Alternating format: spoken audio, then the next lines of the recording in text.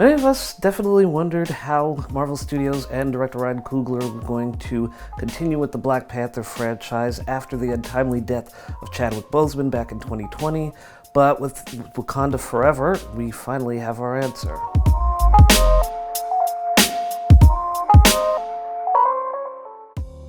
Needless to say, the death of Chadwick Boseman in 2020 after a long and private battle with colon cancer shocked us all. Obviously, a lot of time and attention would have to be paid to how to address this if Marvel Studios was going to move forward with the Black Panther franchise, and the decision was ultimately made that the character would be killed off on screen. As Wakanda Forever opens, we're barely even given enough time to even process what's going on, as Shuri is frantically trying to synthesize the heart-shaped herb that gives the Black Panther his power to use it and save her brother T'Challa from an undisclosed illness, ultimately failing to do so. With T'Challa gone, this has left Queen Ramonda in an unenviable position of having to rule Wakanda and deal with other nations around the world that are now conducting covert missions as they try to find Wakanda's most valued resource, vibranium. Now, this is also bringing the attention of Namor, the ruler of an underwater civilization that sees these missions as a threat to their own civilization and their own people, and Namor comes to Queen Ramonda and Shuri with a proposition that they can ally with his people to fight the surface world, or Wakanda may face destruction itself. Now, just to get that out of the way, I did enjoy this movie very much. I think that they're making a lot of good choices, a lot of strong choices, but I'm not going to sit here and act like there aren't a few issues that I would like to discuss. Now, Wakanda Forever takes the idea of T'Challa revealing how technologically advanced Wakanda is to the rest of the world as a mistake, and on some level I can understand that being an interesting direction to take the story in. The problem is, at least in my opinion, that they don't really do much with it, and what they do with it, they're not doing entirely well. You do have this great scene where a group of operatives are trying to find vibranium at a Wakandan research facility and are ultimately thwarted by the Dora Milaje, but other than that, you're not really seeing this angle being taken really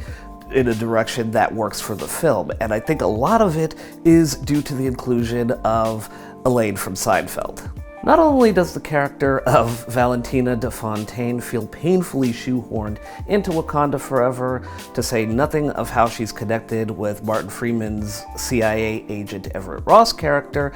but it just kind of boils down to the fact that Julia Louis-Dreyfus is bad in this role. She's a phenomenal actress, there's no denying that, and I absolutely love her, but mysterious spy who may potentially have nefarious motivations is just not her color at all. It doesn't work at all. And pardon my French, but the fact that she has more screen time and development than Michaela Cole as Dora Milaje's soldier Anika legitimately boiled my piss.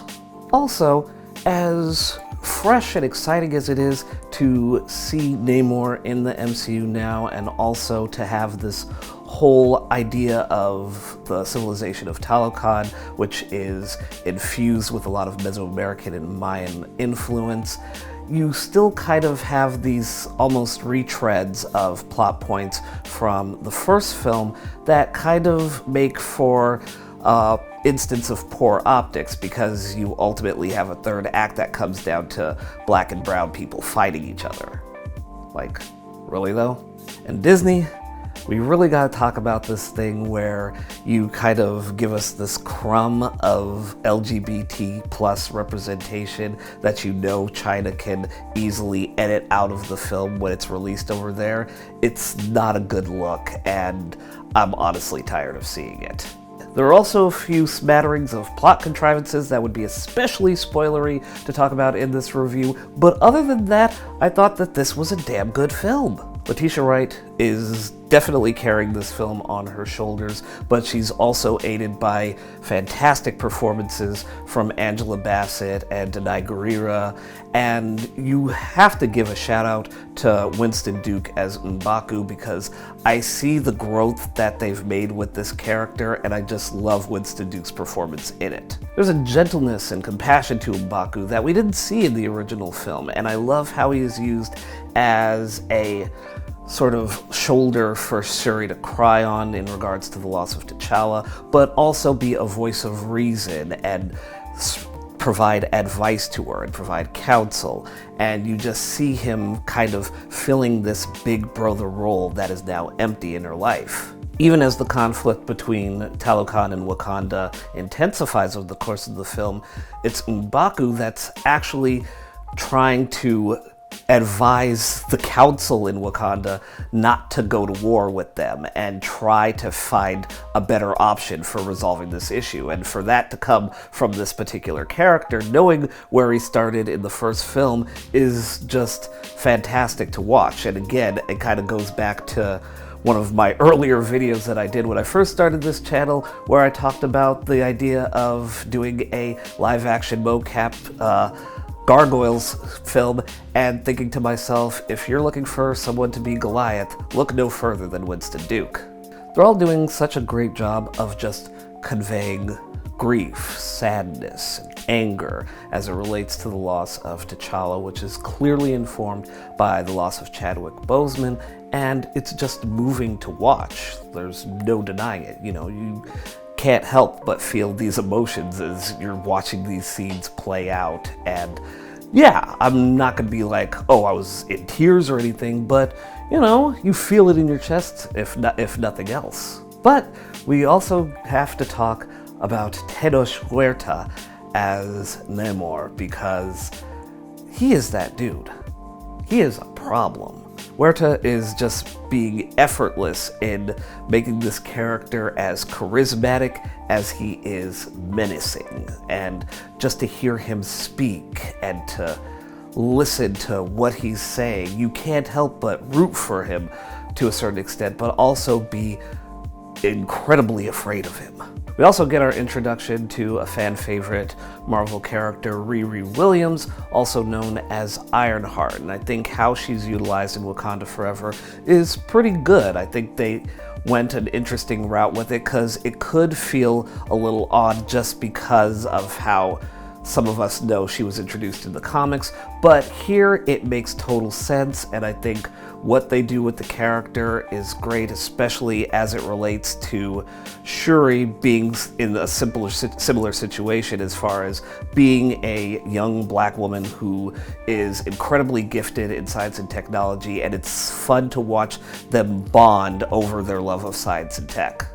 Yes, she may speak with African-American slang and be influenced by urban culture, so to the point that some black folks might think that she's being too ghetto, but at the end of the day, this is a young girl who built her own Iron Man-style exosuit in a garage with a bunch of scraps.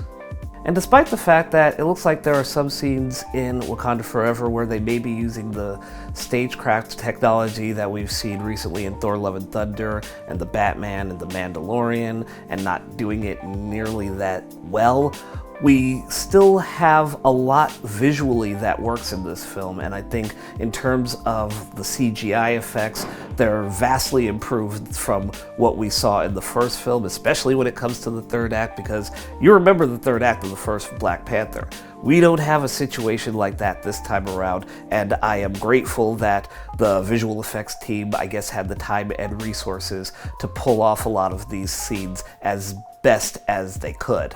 Also, in terms of costume design, listen, I don't care about the Oscars, but at the same time, I can't help but look at the drip on display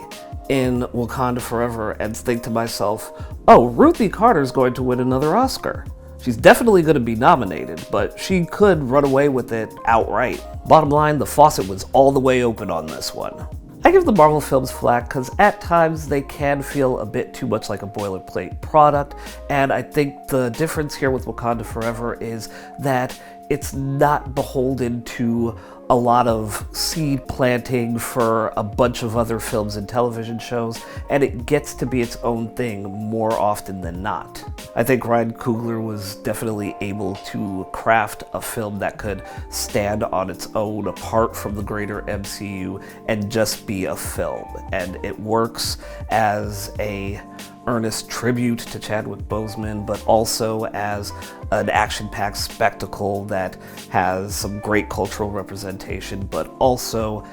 has some genuine depth and drama to it. And I think it's working more often than not, so I'm gonna count that as a win personally. To say nothing of the fact that I think this may have very well given us one of the best superhero landing scenes in a comic book film in recent memory, like at least the last decade.